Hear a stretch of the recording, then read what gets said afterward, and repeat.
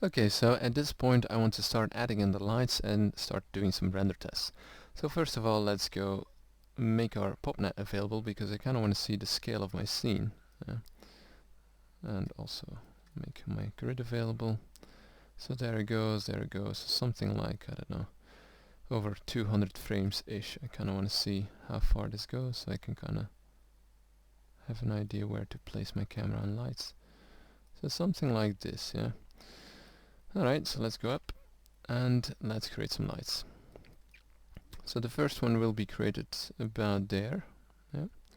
So I'm going to bring my shelf up and I'm going to control click on spotlight. Control click. There's my first light, spotlight 1. I'm going to call it key. And in the light information, that's fine. The shadow, I'm going to put that to ray trace shadows and leave those at default. Okay, so the second light that I want is going to be my fill light, so something like a lot lower angle. So something like this, and say another spotlight, control click on your spotlight, and I'm going to call this fill. And the only thing I'm going to do is change my light intensity there to something like 0.3. Okay, and then let's have a look at the camera. So I want my camera to be, yeah, sort of over there. So this is where it's kind of going out. So camera, something like that. Let's have a look. That should kind of bring it in a bit. Yeah, so that's kind of nicely in frame. Might want to go a little bit closer. Let's have a look what this camera would give us. So again, control click on the camera. I'm gonna lock it to make sure. Okay, and that will kind of show the effect quite nicely. Okay, I'm going to create a second camera just for my test renders, and this one will be at the origin, so I'm going to focus on my geometry, so in this case my volume mix, and I'm going to press space G to focus on it. I'm going to create a camera of this, so I'm going to go up, and over there control click on camera, got a second camera, and this will just allow me to see real easy what is going on with my shading. Okay, so cam 2, if I go to my out, so I'm going to lay down a new mantra, just a new mantra. As such, I'm going to change my mantra command. I'm on a quad core machine, so I can just, like this, going to assign my three processors. So I've got some left for my recording. I'm going to turn off use max processors. And the other thing I want to do is I want to change my camera to camera 2 in this case. Okay, so this will return sort of my test view of what is going on. And if I render this quickly, then you'll see what the rough volume at this point looks like. So over there we kind of got this really rough volume, really stepped. At the moment there's no material being assigned, so that's what we're getting. And no color, nothing much. So let's get back into objects. Okay, so into my Geo1, I'm gonna name this Geo Smoke. And let's go inside. Okay, so at this point, if I'm just gonna start changing my noise values and changing my copy value as well, so sort of getting these referenced values back on top, then what I want to do is I want to start creating a bit of a bigger offset, so that instead of just using this clean sphere, what I'm going to do is use a mountain to kind of offset this one based upon stamping information. So between this and that, I'm just gonna add a mountain to it as such. Yeah, I'm gonna change this slightly, so say the fractal depth of 1, a roughness of 0.4, the height can be 1.8. This will give like a really kind of strong offsetted shape. If you go over a height of 2, then you're gonna have to change your radius, because you know your diameter is twice the radius, so it's like 1 plus 1 is 2, so you kind of don't want to go out of that bound of 2. Okay, so then in the offset I'm gonna start stamping a little bit. So let's say stamp of my copy 1, if I believe, yeah, copy 1. There we go. So I'm gonna reference copy 1. The attribute that I'm looking for is going to be my copy num. So copy num. If it isn't found, let's just say 0. Okay, so this entire operation now, I'm kind of going to say a random number, so just 5 or something like that. And this will basically give me the stamping value of this number in x, yeah, so an offset in x. Okay. And the other thing that I want to do is I want to do that for y and z too. So I'm going to put this in y now. Again, this 5 I'm going to say maybe 10, twice as much. And again, sort of, I don't know, 18, random number. Okay, if I look at it like now on my copy sub, it's going to try to calculate all of this, do the noise, and then copy it onto the particles, which will be heavy at this frame. So what I'm going to do is leave the volume mix out of it just for a second, just so I can do a little quick test and add a switch into it. So if I just add a switch there and there, then I'm bypassing this volume calculation, and I'm just going to set my switch to 1, just so I can have an idea of what it looks like on top of my copied operations. If I kind of frame up on this, so you can kind of see what's going on now. Yeah. The alpha is trying to kick in. If I just plug this a little bit more, maybe if I just turn off there. Yeah, so you can kind of see the alpha's kicking in, and the color should be kicking in as well. There we go. So it's inheriting the attributes from the particles. Okay, so for my mountain, one nice thing would be that, I mean, all of my mountain information is unique already, but what I want to do is sort of make it move. Yeah? So if I look at this again, I want to have, you know, as the time goes, I want to have this guy sort of move a little bit. So the way to go about doing that is I could add time to this. So I'm going to add a new parameter quickly, just an ordinary float, drop it onto the root, and I'm going to call it time. Okay, and apply, accept, and there is my time value. In time, I'm going to put in $t. Now $t might be a little bit too fast, so let's say times 0.5. Yeah, and we're going to reference that in there and multiply it, or rather maybe add it rather than multiply, otherwise it's going to become a bit too big. So this is the first value, and then the channel that we're going for is a newly created time channel. So we're going to reference it in there and say time. Yeah? And we're going to be doing this to all the channels. So again, also in there, so I'm just going to, I mean, the order of operations shouldn't change this, but it's a bit cleaner and more clear to see. So like this. Okay, so all of them now have got this offset, so let's play this through, and we can kind of see how the smoke would be kind of, you know, wobbling and, you know, creating these kind of weird shapes. Maybe it's still a bit too fast, so just say 0.1. Yeah, so that's a more kind of better kind of puff of smoke that I'm aiming for. So that's kind of a good random outline for filling up smoke, and that'll be used by the iso offset. So for instance, in the iso offset, we can kind of see how the SDF, so the sign distance function, will try to sort of match that volume. Again, I'm not stretching it too far because we sort of want to maintain that kind of cube information. Otherwise we would have to change our sampling divisions. Okay. Now that we've got that, we can continue on having a look at the volume mix and start randomizing the volume mix. Yeah? So as you can see, the volume mix is the noise over there is static, whereas the original boundaries of the mountain, you know, of the mountain over there is changing each time the function. So what I want to do now is start randomizing this value, and I want to use some of my copy values to do it. Okay, let's add some new parameters to this. I'm going to add some floating channels to it. So the first one will be for the noise channel in X, the second one for the noise channel in Y, noise channel in Z, and a few more. Yeah, so the time I'm going to use, and one more which will be the alpha, and those will all kind of add into the mix to get the final noise.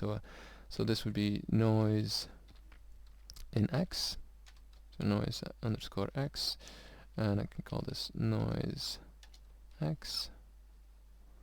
Apply this noise in Y, noise underscore Y, noise in Y. Apply this noise in Z, like this, noise in Z, and I want to have the time in there, and I want to have the opacity, so sort of opacity, and this will reference the alpha from the stamping operation. Okay, so apply and accept, and I've got this bunch of parameters which I will start referencing inside of my sort of value expression.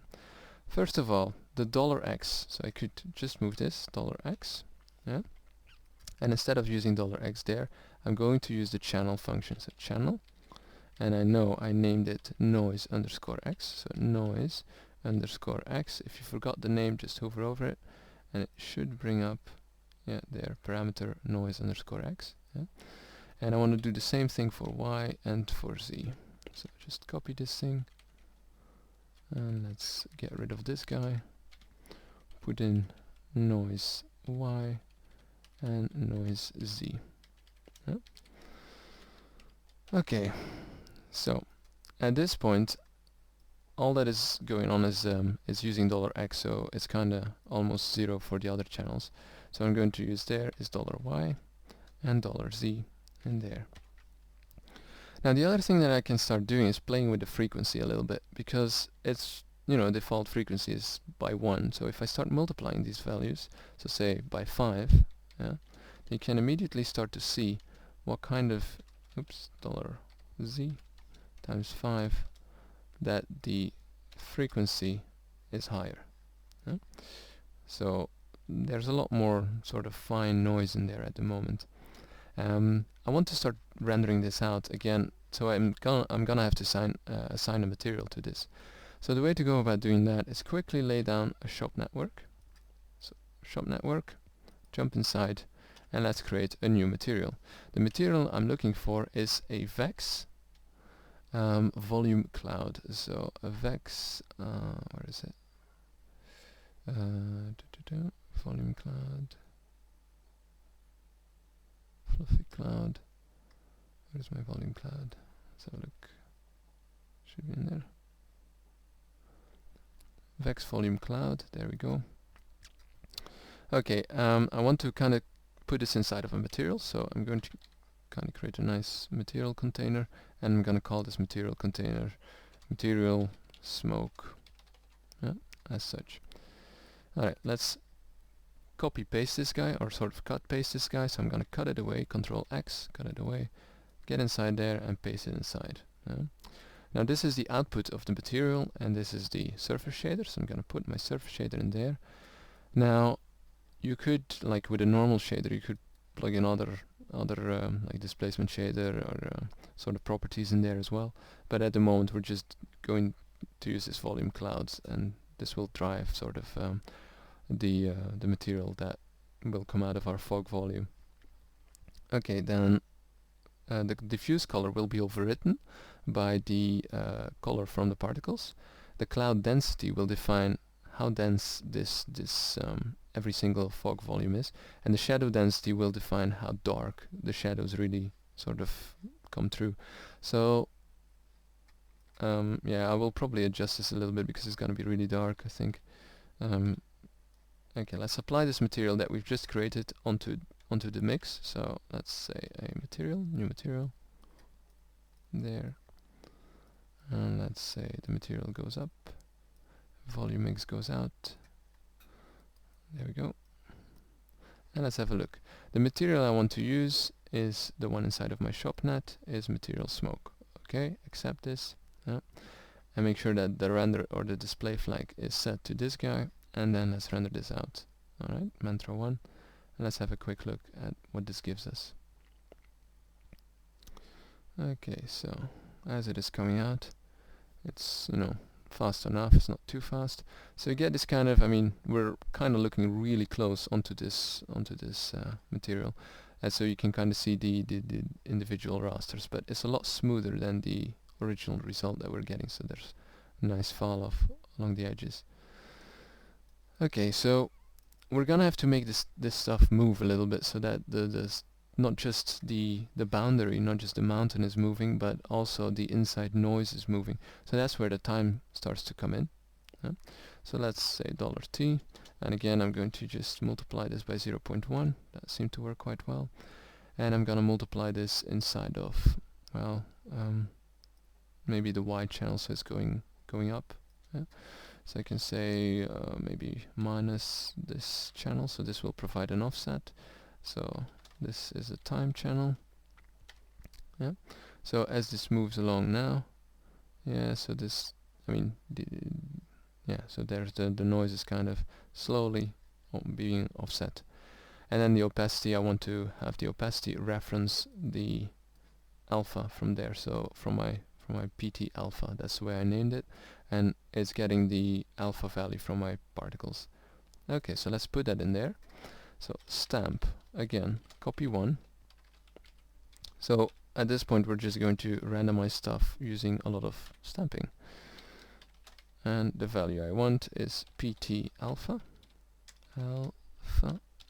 make sure it's correct.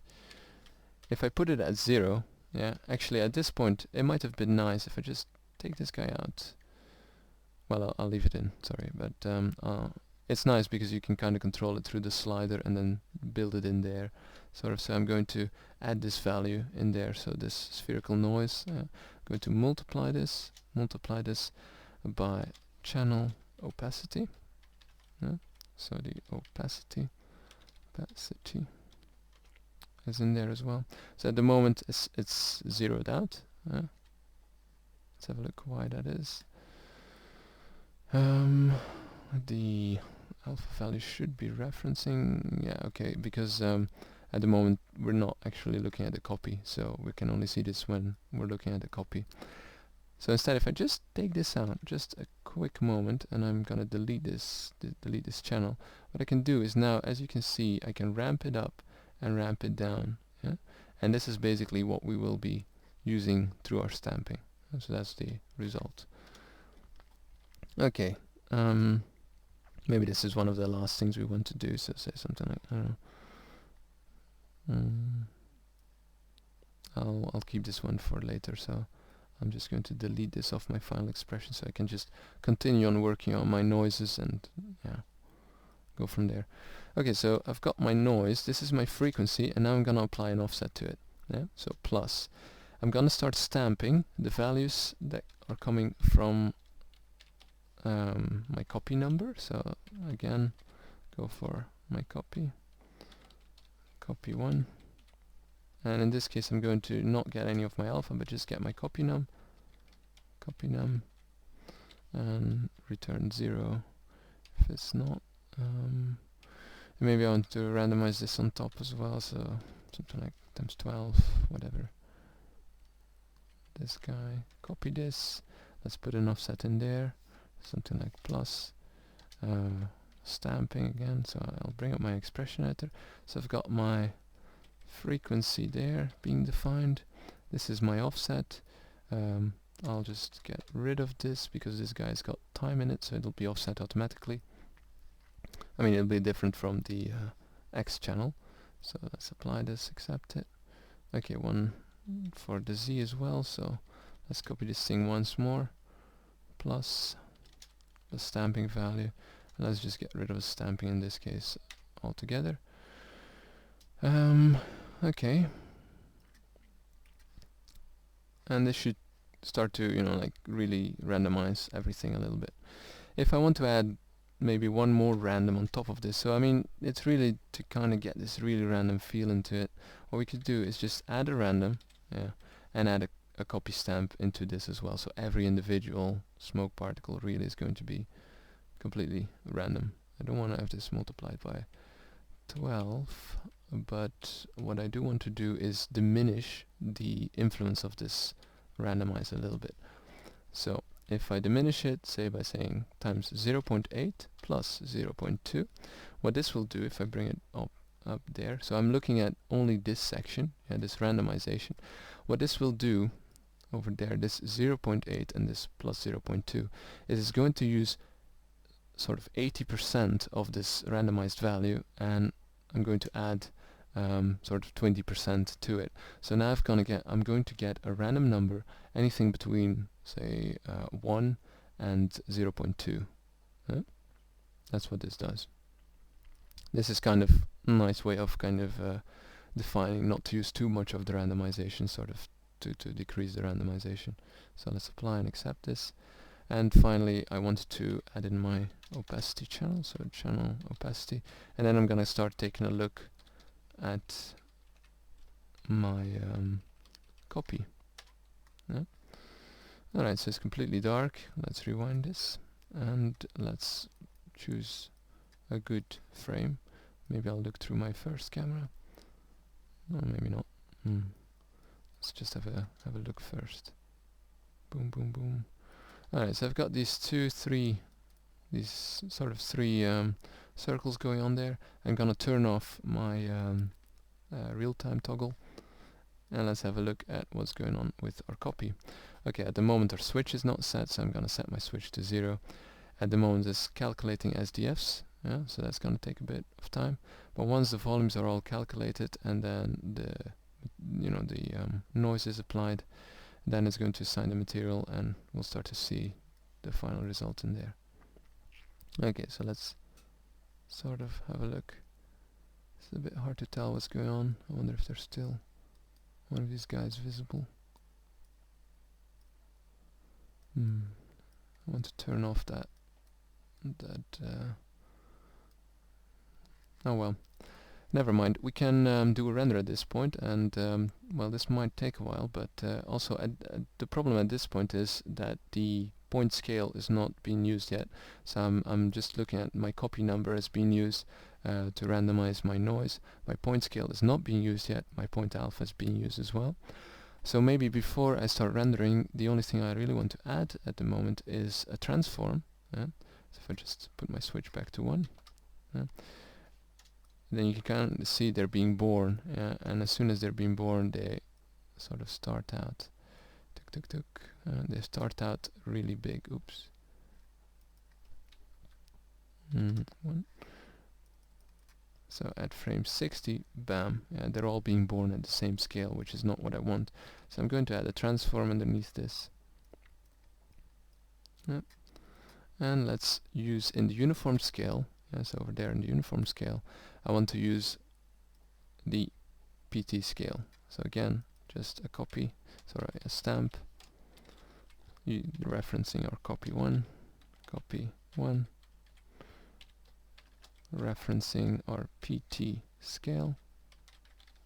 If it's not there, I want them to tell me with -1 or rather 0.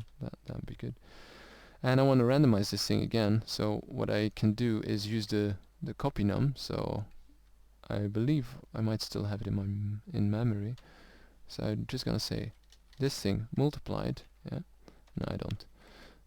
Okay, so I'll just copy this guy, copy it in again, bring up my expression editor, and I'm gonna say instead of PT scale, I want to define a random number based upon the copy num, so based upon the particle's ID, and multiply that so that it will give me a result somewhere between 0.5 and 1. So if I do it like this, I make sure that the randomization happens before, so I put it in between brackets so that the multiplication takes place afterwards. So what happens here is a random number is based upon this copy number.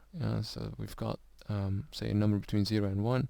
It's multiplied by 0.5, so now we've got a number between 0 and 0.5, and I'm adding 0.5, which basically gives us a number between 0.5 and 1, and all of that is multiplied by whatever the PT scale is. So every individual cloud puff will sort of have like a random scale on top of the lifespan, sort of diminishing or growing rather value.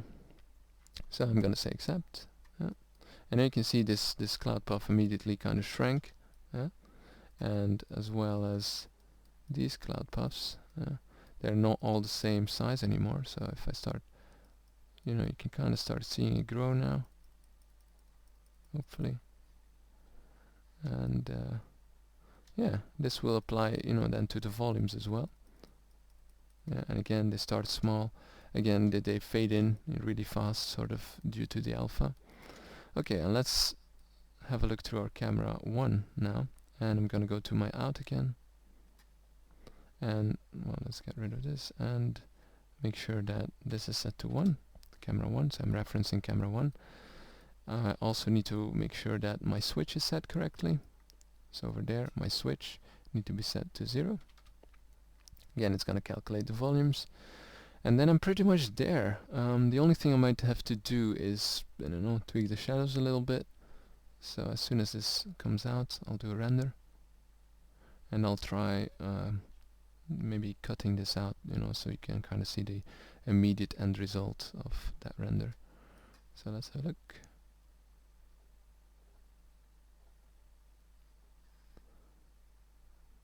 Okay. The render's pretty fast. Okay, so this is the resultant render. So let's have a look at the alpha channel. Yeah, so it looks good from this point of view. It's inheriting the color. So in the alpha, it kind of should be fading off a little bit more. Well, we're at frame 85 and the lifespan is 3, so it might take a little bit longer. So let's maybe choose another frame. So I'm just going to visualize this. So something like, yeah, this should give us a really nice kind of, so somewhere around 130. I'll try stopping it. So this should give us a really nice kind of overview of the alpha channel as well, so that the smoke puffs start fading over time. Yeah. Now calculating the volumes. It was a little bit dark, the shadows, so I'm going to go into my material as well. Yeah, my material is applied afterwards, so I don't need to fear about having to recalculate my SDF. So I'm going in there and going in there and just gonna put this to 20. This will give me a really light kind of smoke puff. Maybe gets rid of the volume a little bit, but yeah, that's alright. Okay, and let's have a look at this. So again,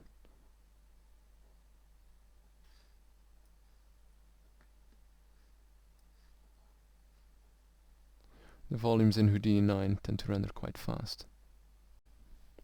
Okay, so in this render, now that we're at frame 133, we should start to see the alpha fading off a little bit more, so you can see it's really bright there, and then it should really start to fade off more. So on that note, that's about it for this tutorial. So then we can just render out an entire sequence. I'm almost at the end, I think. I don't believe I have missed anything. Maybe there are things that can be improved, probably, as always. The other thing is, at the moment the particle expression is kind of limited due to the indexing to only using one parent particle, so it will kind of, you'll see what happens, it kind of gives errors when, well, not errors, it'll still work, but it'll give sort of spreading errors when you got several particles. So you can, I believe you can still put it on random and try it that way, because that's not really using any of the indexing. Okay, and just to be clean, let's add a null, and let's call this render out. Yeah, so this should always be rendered out. If you control click on this guy, then it'll set the render flag on that one, and always renders out that one. So in the out of the geometry, you can just say, okay, let's render a sequence, frame range, so 1 to 240, and you can define your path. So let's just say where my sequence goes, my output picture, okay, and then you can just switch this to my volume image. I mean, I've already rendered this out, so you can kind of bring that in. Okay, and then render it out. So just say whatever perp volume, just add a little beat to it, and then dollar F4, so frame padding on 4. I like to use the Targa format. TIFF would be useful as well. I mean, then you store the alpha channel in there. Okay, and then you say accept. There we go. You might want to put your sampling up a little bit, so under your sampling settings. I mean, this will just give you better anti-aliasing results, so kind of if you put it to 6 or something, it should give you a bit better results. Yeah, and that's about it. And then you just kick it off, render it from the correct camera. Yeah, your lights are set up, and that's it. Okay, I hope you enjoyed and I hope you learned a lot. Yeah.